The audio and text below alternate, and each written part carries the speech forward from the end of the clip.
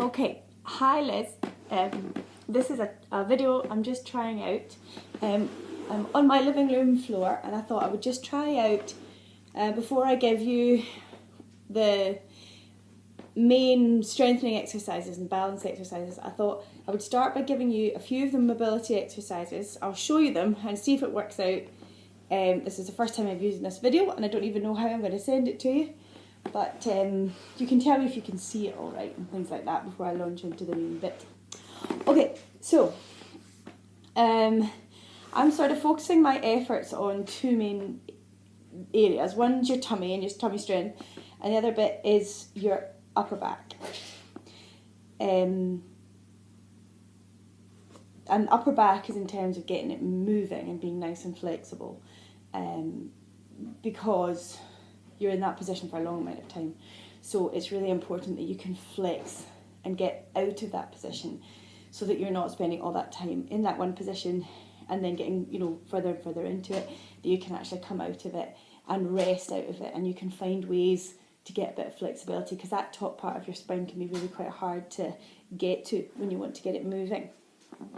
So the first exercise I think I will give you is getting into this position. So probably the most similar to like a biking position we can get without using any props, is on your hands and knees.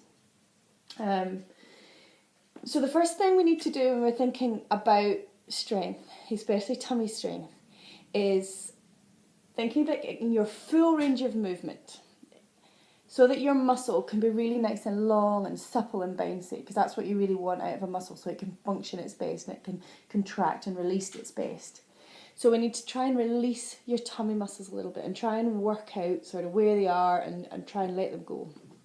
So I want you to get onto your hands and knees, have your fingers pointing forward. Really watch that you're not overextending these elbows, okay? So they need to, your arm needs to be nice and long and straight, but not the tightest it can go, because sometimes that tightest actually takes you further out than just a straight line. All right? And then try and have your knees underneath your hips and don't creep sort of your knees forward. Try and have your knees under your hips. All right, so when you're in this position, you want to have a curve in your lower back, because that's the natural position of your lower back. If you do this, then you're actually tucking your tailbone under. Okay, so you see the difference between that and that with your lower back. Okay, so you can just do that a few times to just get the feeling of it. And feel the muscle work it takes to do that. Okay, so you can feel what your tummy's doing and what it wants to do.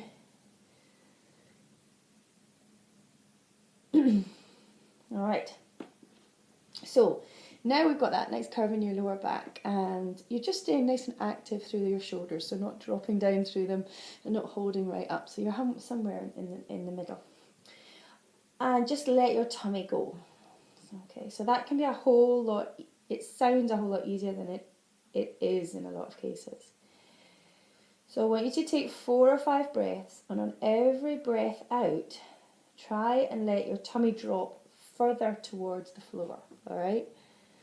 By just letting it drop with gravity, okay? Not sticking it out, but just letting it drop with gravity. And you'll find that on every out breath, you realise there's an extra wee bit that you're actually holding on to. Okay, so just spend a bit of time just doing that and just letting it release. Letting it go. My tummy goes quite far.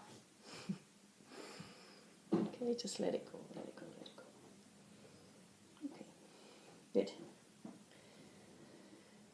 Your tummy, actually, once you get the right hip, lower back and stomach position and rib position, your deep tummy muscles should automatically kick in because they're in the right position.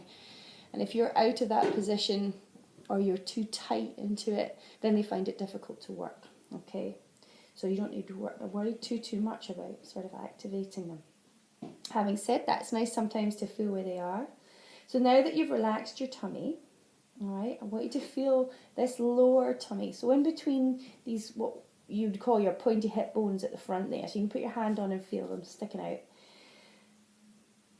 And that's nice and relaxed at the moment.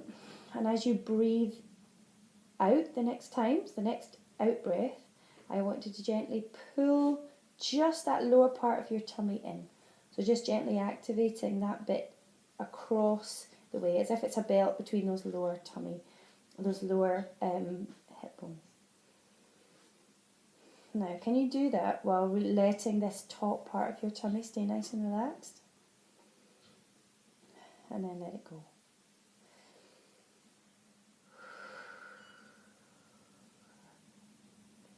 Let the tummy's top part stay relaxed and activate the bottom part.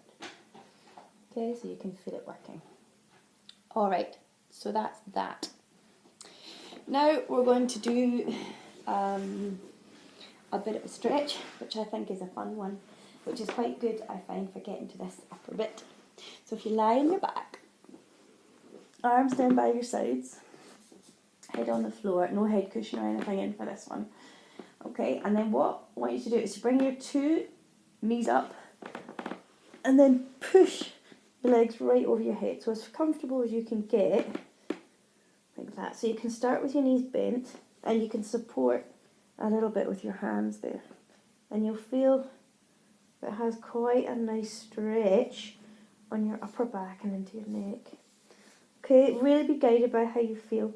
Don't go mad if you feel a lot of pressure in your face or if it's sore.